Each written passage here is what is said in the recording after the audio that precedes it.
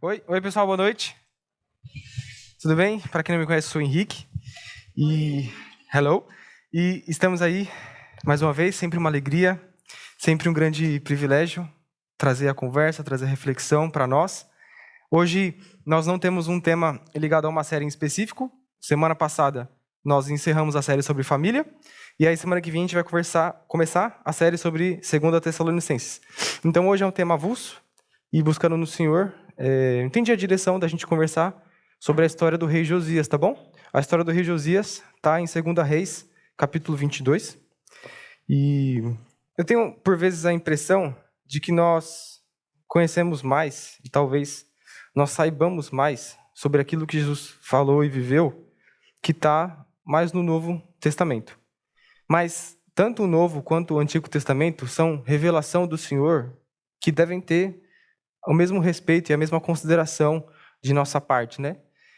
2 Timóteo 3,16 fala que toda a Escritura é inspirada por Deus e útil para instrução, correção... fugiu agora os dois outros termos. Repreensão e correção na justiça. Então, se toda a Escritura é inspirada por Deus e ela serve para nos ensinar e nos instruir ao redor da justiça, a gente tem que viver de modo a levar a sério as duas partes, né? Talvez algumas partes do Antigo Testamento sejam mais difíceis da gente ler, entender o contexto e tal, mas merece a nossa atenção porque existem pérolas e existem coisas que Deus quer transformar na nossa vida que estão escritas no Antigo Testamento. E a gente vai conversar um pouco sobre isso. Existe uma joia muito preciosa que a gente vai ler na história de hoje, tá bom? Então, antes de tudo, eu queria que a gente orasse para começar. Senhor Jesus, obrigado pela tua liderança, obrigado pela tua condução nesse ajuntamento, obrigado pelo teu derramar sobre nós. E nesse momento, Pai, assim como de manhã o Senhor veio e se derramou sobre nós, eu oro para que o Senhor possa saciar a fome e a sede daquele que está faminto nessa noite, Pai. Eu oro para que o Senhor possa alimentar cada alma, cada espírito no íntimo, Jesus. E que nós possamos ser encorajados e movidos a uma fome maior, a um desejo maior de Te conhecer, Pai. Então fala aos nossos corações, Jesus. Somente pela sua misericórdia nós poderemos ser alimentados, então continue conosco aqui nesse momento, Senhor Jesus. É no seu nome que a gente ora. Amém.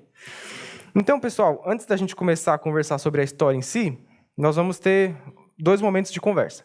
Então, no primeiro momento, a gente vai conversar um pouco sobre alguns pontos importantes que envolvem o Antigo Testamento, que vão ser importantes para a gente poder entender a história. E aí, num segundo momento, a gente vai ler a história em si e vai entender como é que essa história se aplica a nós hoje, tá certo? Então, de início, eu queria que a gente se lembrasse que a narrativa bíblica no Antigo Testamento, ela nos... Então, a narrativa bíblica ela nos mostra que o ser humano foi criado à imagem e semelhança de Deus, mas que em dado momento o ser humano se afasta da presença de Deus e escolhe o pecado.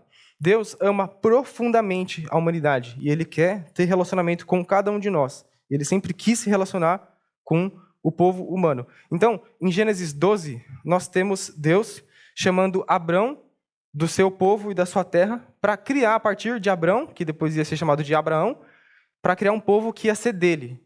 Porque ele, de novo, ele tem prazer na sua criação. Então ele fala, eu amo a humanidade, eu quero me relacionar com a humanidade. Então, Deus chama Abrão em Gênesis 12, e em Gênesis 12 nós temos uma promessa que é proferida. Por meio de você, todos os povos da terra vão ser abençoados. Ora, em quem que se cumpre essa promessa? Em Jesus. Jesus é aquele por meio de quem todos os povos são abençoados. Então, é por meio de Jesus que, independente da sua nacionalidade, você pode ter acesso a Deus. Mas, Jesus não vem de uma hora para outra. São muitas e muitas gerações e são muitos e muitos anos até que Jesus venha. E boa parte desses anos está narrada justamente no Antigo Testamento. Mas, avançando um pouco na história, nós temos que a descendência de Abraão, ela vai para o Egito, representado então por Jacó, então na história que a gente lê no final de Gênesis, de José, e ali eles se estabelecem. Então, o povo hebreu passa a morar no Egito, na região de Gósen. Só que passam muitos anos até que vai ao poder um faraó que não sabe nada sobre José e nada sobre o povo hebreu. E nesse momento, o povo hebreu começa a ser oprimido e escravizado. Nesse contexto, Deus levanta Moisés para que, por meio da liderança dele, Não está funcionando. Aí foi. O povo, para que por meio da liderança dele, o povo seja liberto. Então, nós lemos no relato do Êxodo as 10 pragas. Então, no que consiste as 10 pragas? As 10 pragas são Deus humilhando Deus por Deus do Egito e mostrando quem é o verdadeiro Senhor e soberano sobre a terra. Os egípcios, eles cultuavam o sol, a fertilidade, o rio. Então, praga por praga, você tem alguns deuses sendo humilhados. Então, Deus mostra para a nação mais poderosa da terra quem é o verdadeiro detentor de poder. E aí, nesse sentido, o povo é liberto. Quando o povo é liberto, Deus dá para o povo a lei. Então, aqui a gente encontra algo muito importante para a nossa vida cristã. Quando Deus liberta o povo da escravidão do Egito por meio dos sinais e maravilhas, Deus está revelando quem Ele é. E depois que Ele revela quem Ele é, então, eu amo vocês, vocês não serão mais escravos, vocês são o meu povo e eu quero habitar no meio de vocês. Mas eu sou santo. E para que eu esteja no meio de vocês, vocês precisam seguir os mandamentos e preceitos. Então, Deus dá a liberdade e depois Ele dá a lei. E não o contrário.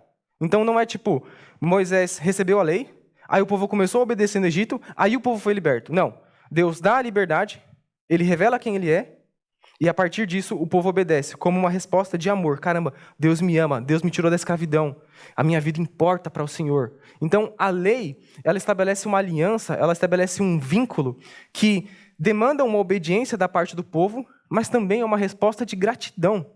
Olha de onde Deus me tirou. Eu estava sendo oprimido, eu estava sendo tirado como lixo no Egito e agora Deus me chamou para fazer parte do povo dele, para ele habitar no meu meio. Deus me ama, Deus quer que a gente prospere. Então a lei, ela é uma... Quando a gente pensa na obediência à lei, essa obediência é uma resposta a esse Deus de amor, a esse gesto salvífico. Só que, como é uma aliança que é formada, as alianças, elas têm os seus termos. Então, em Deuteronômio 28, não precisa abrir, eu só vou citar, Deus vai proferir tanto as bênçãos de você obedecer ao Senhor, quanto as maldições. Então, no início de Deuteronômio 28, ele fala: vocês serão abençoados na cidade e serão abençoados no campo. Os filhos do seu ventre serão abençoados, como também as colheitas da sua terra, e os bezerros e os cordeiros dos seus rebanhos.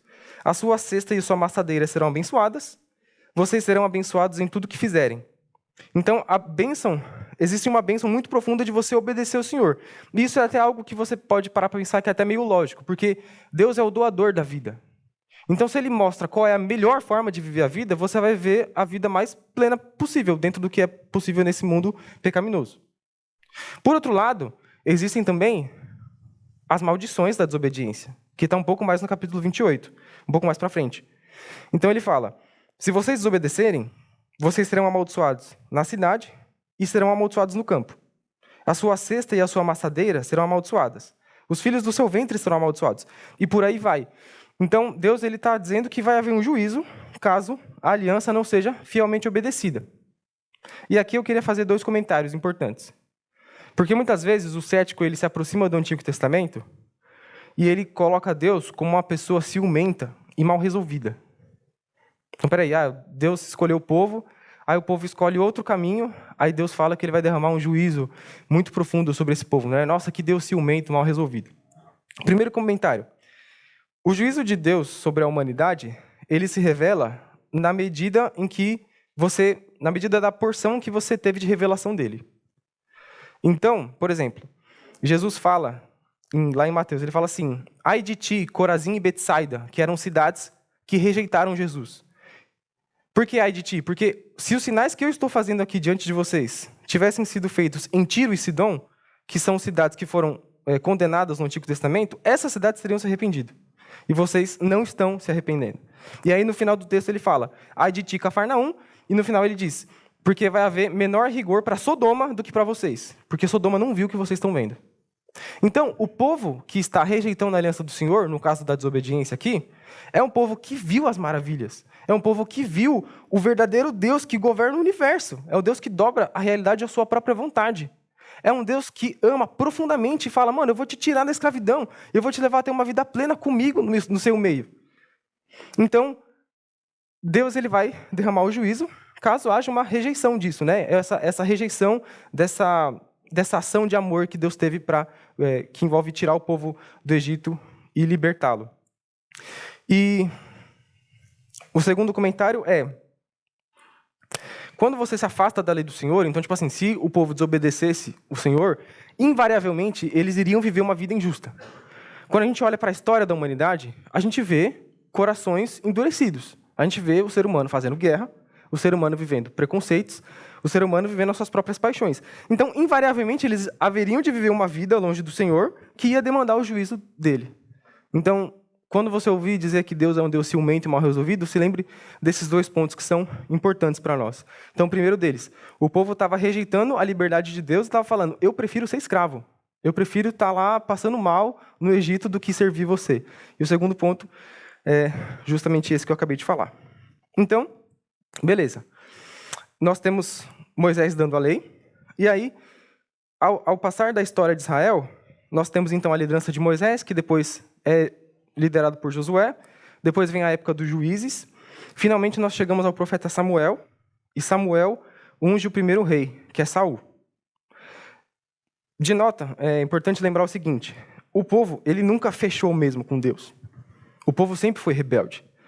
Então, quando Moisés está para ser levado, né, pelo Senhor, lá em Deuteronômio 31, Deus fala assim para Moisés: você vai descansar com seus antepassados e esse povo logo vai se prostituir.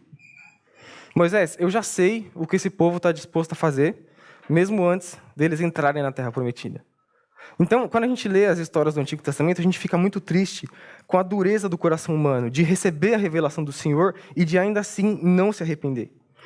E às vezes é meio fácil a gente falar assim: nossa, o povo de Israel era meio doido, né? Eles viram todos os milagres e ainda assim tinham um coração duro.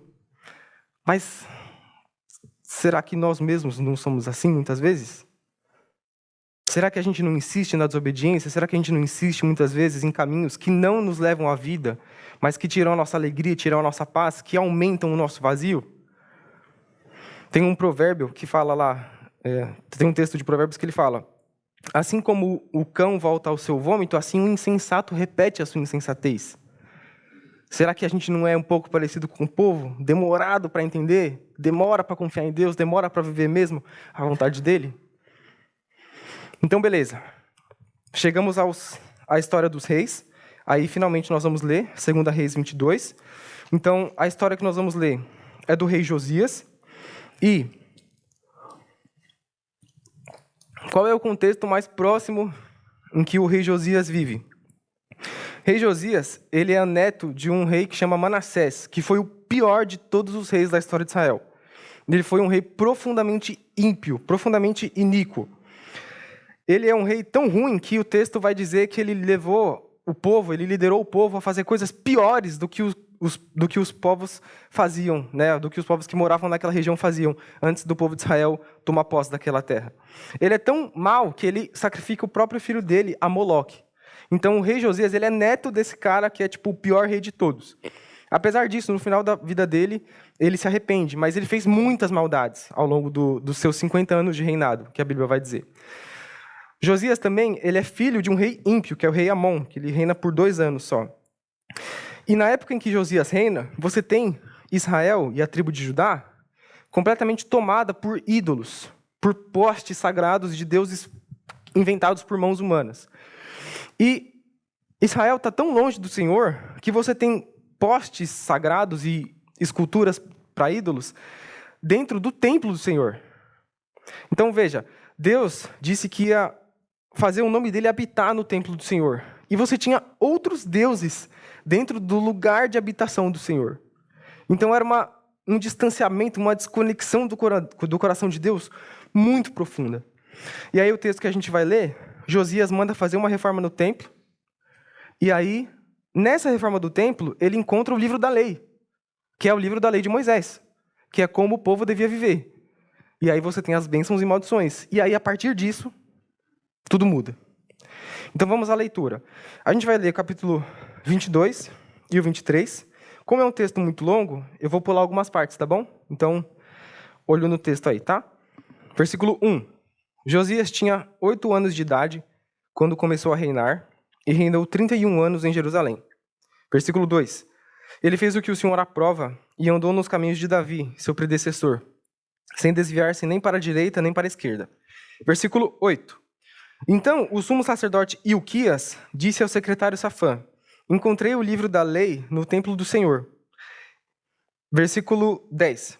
E o secretário Safã acrescentou, falando com o rei: o sacerdote Ilquias entregou-me um livro, e Safã o leu para o rei. Assim que o rei ouviu as palavras do livro da lei, rasgou suas vestes e deu estas ordens ao sacerdote Ilquias, a Aicã, filho de Safã, a Aquibor, filho de Micaías, ao secretário Safã e ao auxiliar real Isaías: vão consultar o Senhor por mim, pelo povo, e por todo o Judá acerca do que está escrito neste livro que foi encontrado.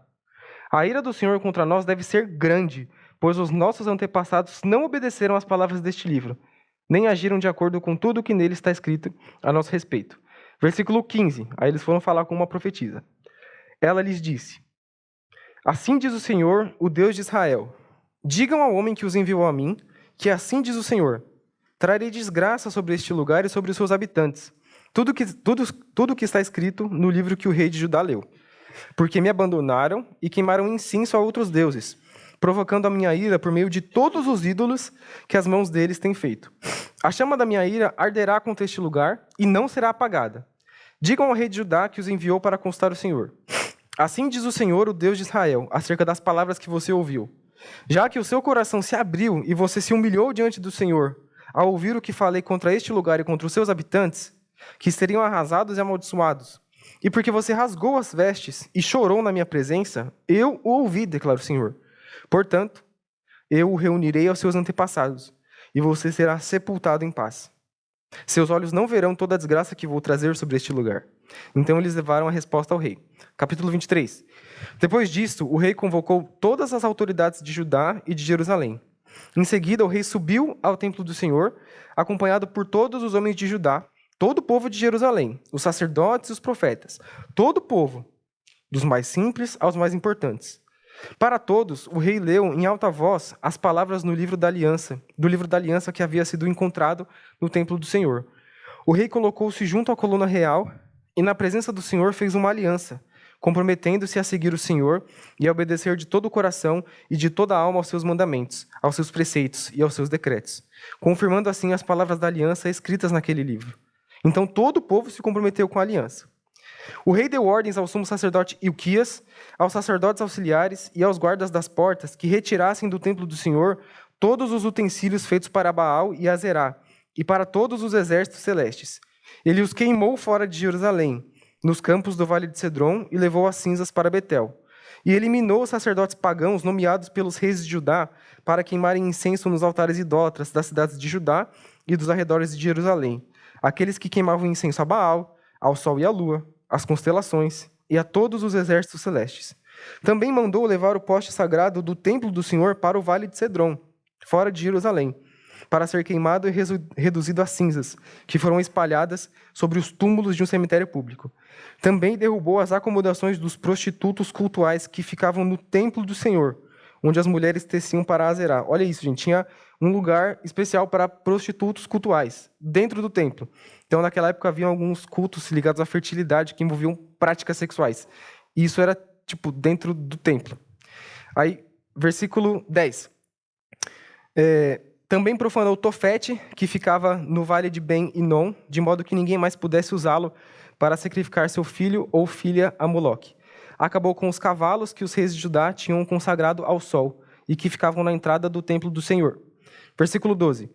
Derrubou os altares que os seus antecessores haviam erguido no terraço, em cima do quarto superior de Acás, e os altares que Manassés havia construído nos 2 pátios do templo do Senhor. Retirou-os dali, despedaçou-os e atirou o entulho no vale de Cedron. Versículo 13. O rei também profanou os altares que ficavam ao leste de Jerusalém, ao sul do Monte da Destruição, os quais Salomão, rei de Israel, havia construído para Astarote, a detestável deusa dos Sidônios, para Camus, o detestável deus de Moabe, e para Moloque, o detestável deus do povo de Amon. Boa. Leitura mais extensa, eu acho que vale a pena a gente ler a narrativa assim, em bastantes versículos. E aí, a gente pode refletir juntos, né? Falar, Interessante essa história, né? Ele fez uma reviravolta muito grande, né? Em Judá, ele expulsou um monte de poste idólatra, tirou do templo, algo muito significativo.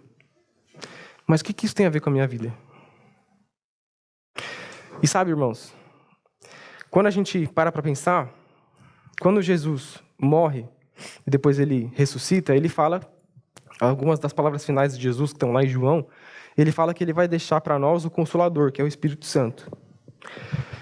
Então, se a gente já firmou uma aliança com o Senhor e o Espírito Santo habita dentro de nós, quem é o templo do Senhor hoje em dia? Eu e você, certo? Se nós firmamos essa aliança.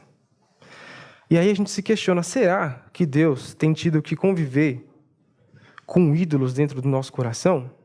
Assim como ele convivia com um monte de poste sagrado dentro da morada dele naquela época? Será que Deus tem tropeçado em meio a crenças que a gente tem, que a nossa cultura faz ter, acerca do que é a vida? Então a gente está exposto à palavra do Senhor, que diz que a vida deve ser vivida de uma certa forma, mas no fundo a gente tem sede por dinheiro, a gente tem sede por poder, a gente tem sede por influência, então a gente está muito preocupado com o que as pessoas pensam de nós, com aquilo que a gente posta. Será que Deus tem sido verdadeiramente honrado unicamente no nosso coração, ou ele tem convivido com essas loucuras da cultura? Então, quais são os pontos para a gente refletir nessa história? Primeiro de tudo, Josias, ele ouve a lei do Senhor e ele rasga as vestes. Será que a palavra do Senhor tem tido esse impacto para nós? Porque esse episódio aconteceu no 18º ano do reinado dele. Então, ele estava vivendo há uns anos já nas loucuras do povo. Então, ele ouve a lei do Senhor e ele rasga as vestes e fala, mano, a gente está perdido, a gente está fazendo tudo errado, velho. O Senhor firmou uma aliança com os nossos antepassados e os nossos antepassados desonraram profundamente essa aliança. Então, vão consultar o Senhor por mim. Então, será que a palavra do Senhor ela tem tido esse espaço de quebrantamento, de confrontamento na nossa vida? Quando você lê a Bíblia te lê? Porque é a Bíblia que nos lê. A Bíblia que nos mostra como a gente tem que viver. Num segundo momento, ele chama o povo a uma renovação comunitária. Então, o texto vai dizer, no início do capítulo 23, que a gente leu, que ele chama todo mundo, dos mais importantes aos menos importantes. Sacerdote, profeta, cola todo mundo. Nós estamos vivendo errado.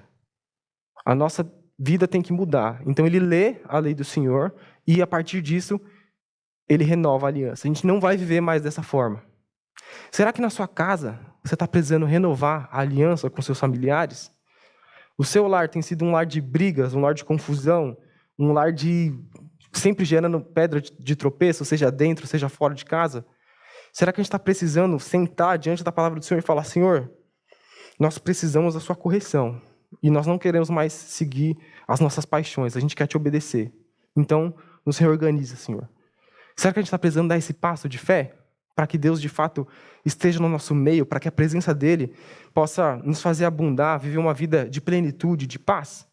Será que nós, como comunidade de fé, nós, Igreja do Horto, como é que será que a gente tem lidado com os ídolos da cultura? Será que tem algum aspecto que nós, como comunidade, estamos falhando em obedecer o Senhor? E é interessante isso por quê? Porque a nossa fé, ela não é vivida de maneira particular, né? Então, a fé, ela demanda uma decisão própria, mas ela deve ser vivida com o corpo de Cristo. E nós não estamos numa cidade em que o ritmo, ele é um ritmo de caminhar junto com outra pessoa. O nosso ritmo é de loucura, de correria. Eu tenho que entregar o trabalho, eu tenho que acordar cedo, eu tenho que ir dormir tarde. E é um ritmo que ele nos leva na direção contrária. Mas será que nós temos sido intencionais em viver a comunidade? Em dividir a caminhada? Como Gálatas fala, para a gente levar os fardos uns dos outros? Talvez a gente precise tomar essa decisão e agir diferente, ser intencional. Talvez começar a se ligar ao longo da semana para dividir a caminhada com os irmãos. Vamos morar junto, como é que está a sua caminhada, como é que estão as dificuldades? A vida com o Senhor, ela precisa do corpo. Então ele renova comunitariamente a aliança, mesmo porque o pecado ele também é cometido em conjunto, vamos dizer assim. Se a gente começar a tolerar uma certa prática aqui, se eu começo com um pecado, essa pode ser uma prática que vai aos poucos sendo tolerada por todo mundo. Então por isso que é todo mundo que tem que renovar a aliança. E aí a gente também chega na parte em que Josias ele destrói os postes idólatras, e é a parte que mais mexe com o meu coração. Porque ele foi muito radical na obediência. A gente renovou a aliança, a gente vai servir o Senhor, a gente vai obedecer ao Senhor. E aí a decisão que ele toma é sair varrendo Judá inteira para destruir os postes. Então ele vai tirando os postes de dentro do templo, ele vai tirando os altares, o altar que era dedicado para sacrificar filhos. E ele é muito radical. E da mesma forma, Jesus fala no Novo Testamento: se seu olho te faz pecar, arranque-o fora. Porque é melhor você entrar cego na vida do que você deixar o seu corpo inteiro ser queimado pelo inferno. Então, quando a gente está pensando nessa questão de ser radical na obediência, é diante do fato de que o pecado, ele quer a nossa vida inteira. Você não tem como viver só uma partezinha da sua vontade. Ou você vive toda a sua vontade, tentando se enganar, ou você vive a vontade de Deus. Porque o pecado, ele é como um fogo numa casa. Então, pensa numa casa com vários cômodos e com vários objetos. Se tem uma faísquinha de fogo que começa a pegar, começa a acender no tapete, é questão de minutos para a casa inteira ser consumida pelo fogo. Da mesma forma, o pecado, ele vai consumir a nossa vida inteira. E é por isso que Jesus fala para a gente arrancar o olho ou cortar a mão se a nossa mão nos faz pecar. Jesus também fala: um pouco de fermento leveda toda a massa. Então, um pouco de tolerância ao pecado vai influenciar a sua vida inteira e toda a sua percepção sobre o que você tem que viver ou não. Então, Josias, ele é muito radical, e isso mexe comigo, porque ele expulsa os altares, ele expulsa os sacerdotes. E aí a gente tem que se questionar como é que a gente tem vivido a nossa vida. Será que nós temos tolerado aquilo que nos afasta do Senhor? Então, de manhã eu estava comentando sobre, por exemplo, rodas de conversa. Tem rodas de conversa na minha faculdade que os temas são, variam. Então, às vezes, eles estão falando alguma coisa de sensualidade ou alguma coisa de fofoca. Irmãos, eu procuro me retirar dessa roda, não porque eu sou religioso e muito santo, mas porque eu sou pecador. Porque alguns dos assuntos mexem com o nosso coração. Será que a gente tem tomado essa decisão? E não é sair, sendo grosseiro, sendo religioso, tratando mal os outros, mas é dar uma escapada, porque aquilo mexe com você. Quando você ouve falar mal de alguém, nossa, aquela pessoa é ridícula, olha o que ela fez, tal, aquilo interfere na maneira como você talvez lida com essa pessoa, na maneira como você trata ela. Outro ponto para a gente pensar também: como é que nós temos lidado com o dinheiro? Será que o dinheiro ele tem determinado o que a gente vai viver ou não, no sentido de abençoar vidas, no sentido de ser generoso? Ou será que a gente está tentando, de alguma forma, reter tudo com as nossas forças, com as nossas próprias mãos? E aí, meu pai estava comentando que o Douglas, do canal Dizascope, ele traz uma reflexão muito interessante, porque atualmente, né, então a minha geração, a galera que está aí na idade de, vamos dizer assim, que já pode ser pai, o pessoal fala assim: não, eu não quero ter filho, porque ter filho é muito caro. Então o Douglas fala assim: então quer dizer que você pergunta para Mamon, você pergunta para o dinheiro se você pode ter filho ou não, você não pergunta para Deus? Então será que o dinheiro tem ocupado um lugar que era Deus que devia ocupar? Será que a gente tem sido ganancioso? No fundo, a gente quer a grana para a gente se sentir seguro, para a gente falar que a gente trabalhou bem, a gente conseguiu, e não depender do Senhor. Outro ponto também para a gente pensar: como é que se alguém aqui tem luta com sensualidade, com pornografia, como é que você tem tolerado isso? Quais são os gatilhos que te fazem cair? Será que você tem fugido, de novo, da comunidade e tem tentado esconder o seu pecado? Ou você tem buscado a luz do Senhor para que você seja curado, para que você não caminhe mais nesse erro? Então, essa busca pela vida radical, ela é somente vivida com a ajuda do Espírito Santo, e ela também ela deve ser vivida com a ajuda da comunidade, porque nós somos curados no corpo. Tiago vai dizer que a gente tem que confessar os nossos pecados uns aos outros para que nós sejamos curados. Então, veja, nós fazemos o nosso pecado no escuro, certo? E para o pecado perder força, ele tem que ser trazido à luz. Você tem que ter um ambiente de cristãos maduros, em que você vai falar: mano, eu caí nesse pecado, eu errei dessa forma, eu agi mal, ora por mim, por favor. E nesse ambiente você ser restaurado, nesse ambiente a sua reconciliação com Deus acontecer. Então, não dá para caminhar sozinho, pessoal. Se a gente caminha sozinho, a gente é presa do diabo e a gente é presa da nossa consciência culpada, que vai falar que a gente não pode acessar o Deus e tal, mas Deus nos ama e Ele quer nos restaurar, Ele quer derramar perdão sobre nós, Ele nos quer. Lembra que eu comecei falando que Deus ama tanto a humanidade, que já no início ele chama Abrão porque ele quer fazer um povo para ele habitar, e depois ele ia trazer o Messias. Deus nos ama, irmãos. Deus te ama. O perdão do Senhor, ele é grande para nós, muito grande. Ele quer nos restaurar. Só que algumas vezes a gente está amordaçado por coisas que estão nos impedindo de acessar essa graça. Mas, de novo, existe cura na vida comunitária, existe cura com o derramar de Deus. E, acima de tudo, assim como Josias ele foi radical com o pecado, ele saiu destruindo tudo por toda Judá e falando o culto vai ser a Deus, quem destrói os ídolos no nosso coração é a pessoa do Senhor Jesus. Então, meu pai terminou de manhã com a conclusão que eu tive que adicionar aqui, né? Assim como Jesus ele faz uma limpeza no templo lá, quando o povo está usando o templo de Deus para ganhar dinheiro e ele expulsa os vendedores e tal, Deus quer fazer essa reforma no nosso coração. Deus quer expulsar ídolo por ídolo. Assim como ele humilhou ídolo por ídolo do Egito, ele quer humilhar esses ídolos de modo que ele seja glorificado na nossa vida, de modo que a nossa confiança esteja nele e que a nossa vida possa ser uma oferta que tenha um aroma suave para ele. Uma vida que, assim, eu vivo a minha vida de modo a glorificar o Senhor. E aí nós precisamos tomar essa decisão. Josué fala para o povo, né? Ele vai citar a história, Deus nos libertou, Deus tem nos conduzido, e aí ele fala, eu não sei o que vocês vão fazer, mas eu e minha casa serviremos ao Senhor. Nós precisamos tomar essa decisão.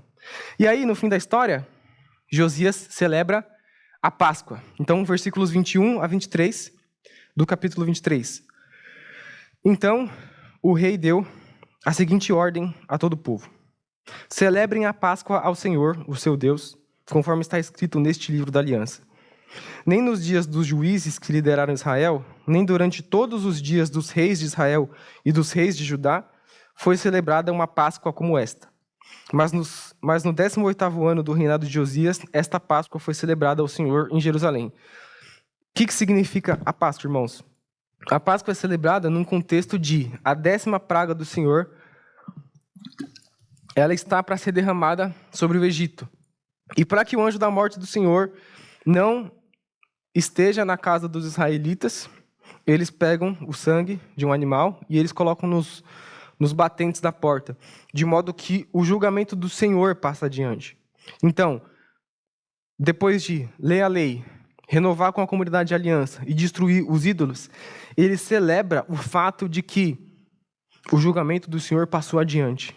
Os israelitas não eram mais justos que os egípcios. Os israelitas eram pecadores da mesma forma, mas houve um sacrifício ali para que eles fossem poupados. Então ele celebra o fato de que o julgamento do Senhor passa adiante. E nós, então, o que nós devemos fazer? Celebrar o sacrifício do verdadeiro Cordeiro. O julgamento do Senhor, ele passa adiante de nós porque Jesus recebeu esse julgamento no nosso lugar. Porque Jesus morreu a nossa morte. E porque o sangue dele nos cobre e nos protege. Depois de todos esses passos, nós celebramos o fato de que Deus, mais uma vez, ele fez uma aliança com a gente.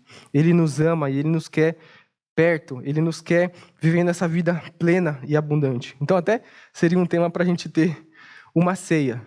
O sacrifício do Senhor Jesus, ele nos permite viver essa vida limpa de ídolos, limpa de mentiras, limpa de todas essas narrativas culturais que não nos saciam, irmãos. Irmão, se a resposta fosse tudo que a nossa cultura e que a nossa sociedade diz, o mundo não estava do jeito que está. É só pensar assim. As pessoas se odeiam, as pessoas se matam, as pessoas se tratam mal.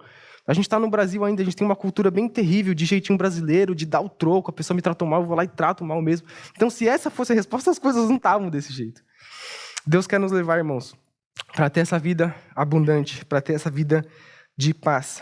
E isso por meio do Filho dele. Amém? Vamos orar?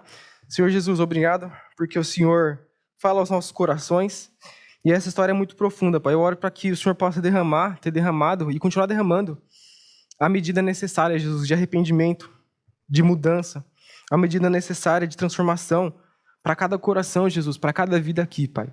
Eu oro pela vida dos meus irmãos, eu peço para que a semana deles possa ser cheia da Tua realidade, Pai, e cheia desse desejo radical, Jesus, de não seguir o que a cultura ensina, de não seguir as narrativas humanas, Pai, mas seguir a Sua voz, Jesus. A gente vem diante do Senhor, ao final desse domingo, com um coração muito grato, Jesus, porque o Senhor nos ama, porque o Senhor tem cuidado de nós. A gente vem com um coração grato porque o Senhor realmente é a nosso favor, Jesus. E eu peço para que cada irmão aqui, Pai, possa tomar posse dessas verdades, Jesus. Peço para que o diabo seja frustrado nos planos de afastar a gente do Senhor e que cada irmão aqui possa de fato receber a graça que precisa, Pai. Possa se aproximar do trono do Senhor, Jesus, e receber a misericórdia no tempo da necessidade, Pai. Obrigado porque o Senhor nos permite estar aqui te cultuando nesse país que é livre, Jesus. Obrigado pela liberdade, obrigado porque podemos estar aqui ouvindo e falando da Tua palavra. Obrigado porque é privilégio, Pai, poder te servir, é privilégio, Jesus, poder te obedecer. A obediência ao Senhor, ela não é pesada, mas ela é algo que nos liberta de nós mesmos, Jesus. Então, obrigado por isso, Senhor. Receba a nossa adoração. Amém.